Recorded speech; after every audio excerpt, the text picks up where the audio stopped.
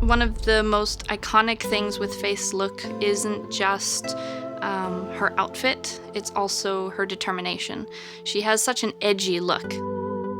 Her look is a metaphor for how she cuts through the city of glass. She doesn't take the path that everyone else does, but she finds her new way. I once knew a young woman who would defy anyone and anything in order to do what she felt was right. But you're clearly not her. You're broken. The comic, which precludes the game, leaves Faith in jail. And when we start playing the game, she's just being released from jail and being let back into the city, which she hasn't seen for 2 years. A very near future city.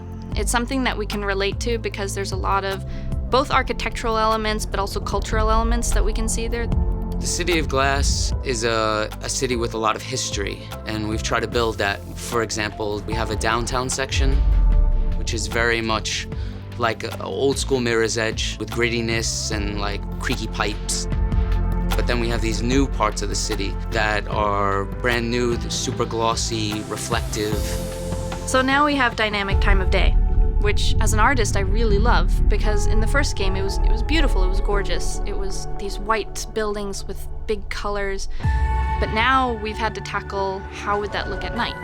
It's clean. It's got this like industrial elegance to the spaces. Not many games use clean. Everything's always dirty in games. There's a ruling conglomerate, the authorities, and they are very keen on putting a nice touch on things, like a nice facade. Don't get lost. Barely out of prison and already stirring things up? Your parents would be proud.